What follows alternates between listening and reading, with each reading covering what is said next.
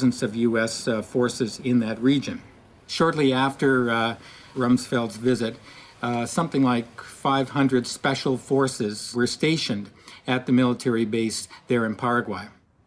Este caso, no momento agora, quando os países tomaram conhecimento, já tinha sido aprovado pelo Parlamento do Paraguai.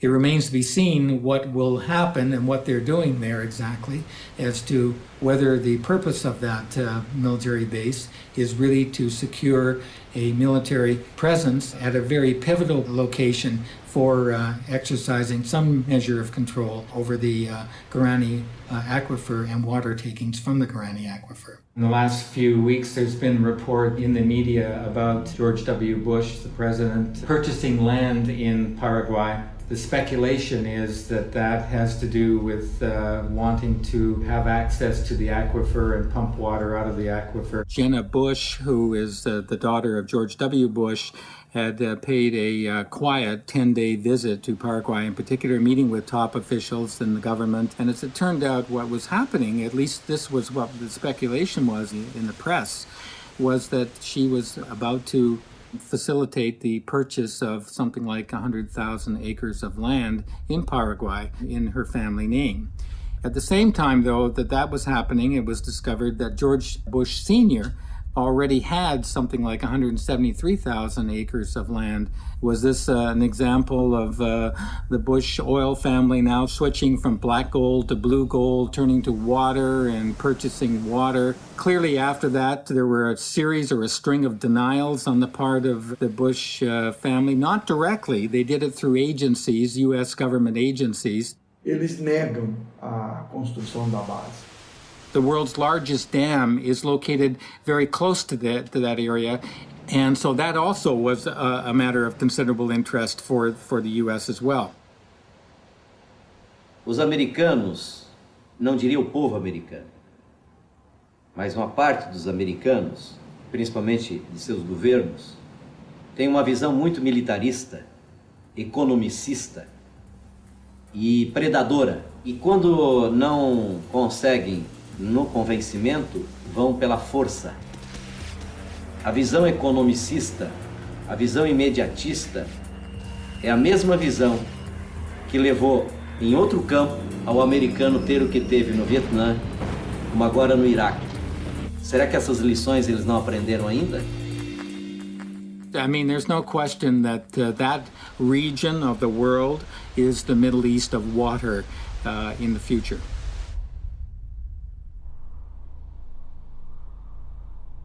And just 2 days ago, the Bolivian government gave in and kicked Bechtel out of the country.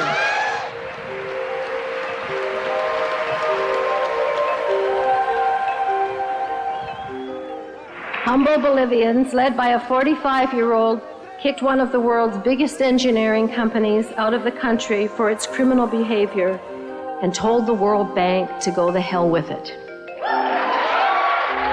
Bueno, 2 días después de la victoria popular, yo tuve la posibilidad de viajar a Washington. Primera vez en mi vida que salí a Estados Unidos. Segunda vez en mi vida que salía fuera de mi país. And this simple shoemaker from Cochabamba, Bolivia, gave one of the most moving speeches I have ever heard. Solo somos dueños del agua y del aire. The only thing that is ours anymore is our water and our air. Posibilitó la pérdida del miedo que se tiene frente a los poderes constituidos económicos, financieros, políticos y militares. Es que la única fuerza capaz de transformar el mundo, capaz de transformar la sociedad, es esa capacidad de unidad, de organización y de movilización de la gente frente a cualquier poder. And people were so moved, they not only clapped for him, they got up on their chairs, like a standing ovation that wouldn't end. It was just a stellar moment. Because this is a really scary story, and it's a true story, and we really are running out of water. It doesn't have to be that way, okay? And that's the most important thing to say, is that it's not too late. The earth is amazingly elastic in terms of coming back. It's the ability of the earth to renew itself is stunning. Aj najlepšou formou boja proti privatizácii vodných zdrojov je mať viacej vody okolo seba vo svojom životnom prostredí. Je to vlastne Gandhiho filozofia. Blízko vo svojom prostredí a tým pádom stráca zmysel obchodovania s vodou. Riešením je veľmi jednoduché. Vrátiť vodu do vodného cyklu a začať zavodňovať krajinu dažďovou vodou. We need to dig holes.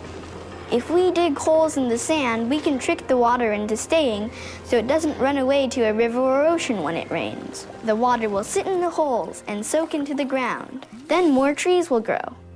We prepare very simple, very cheap solution, and we invite youngsters and volunteers every year about summer camp, 2 weeks, about 40 to 100 people make manually, for example, small wooden dams on small streams, on water holdings, and to accumulate water.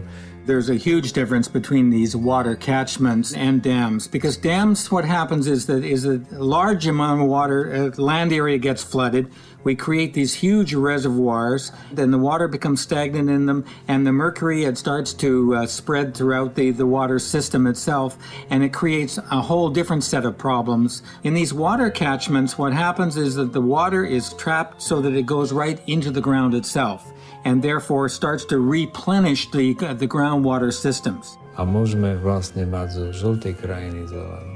Pre vysušené regióny sveta, ktoré môže with creation of clouds in atmosphere and creation of raining.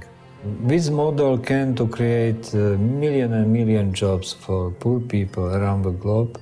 Blue alternative solution is very easy, simple, cheap, solving of complex problem. And it, quite frankly, is the antidote to desalinization.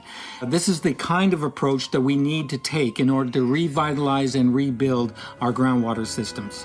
And then we have to stop going into the groundwater and taking it out in such a phenomenally cavalier way. In the U.S., the largest amount of groundwater is being used for agriculture. And you really have to deal with agriculture to solve our water problems. The water efficiency with hydroponic systems is 20 to 30 times more efficient than crops growing outdoors.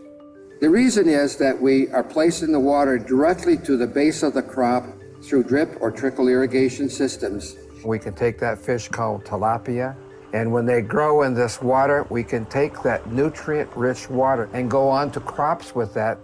And any excess of water going onto the roots, it's collected. It can go back to the fish and then go through the system again. And it's these technologies that will save this planet in the next century.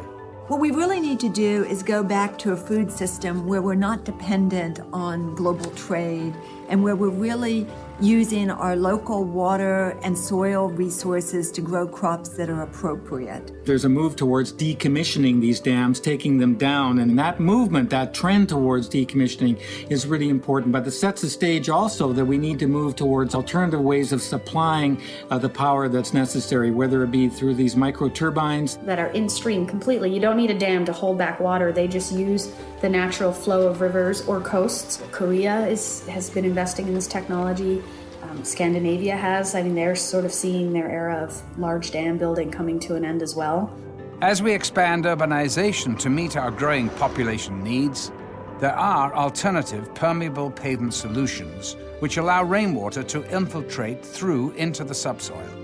Pollutants from cars are filtered and removed and thus do not pollute the groundwater. The water quality is actually improved. Even with these advancements, the ultimate development solution is to limit the population growth of a region pending on the available water supply, which is exactly what the citizens of Bolinas, California did. And so the towns decided that they would put a moratorium on all housing growth until they had adequate supply of water. And that water moratorium was challenged immediately and was in courts for 14 years.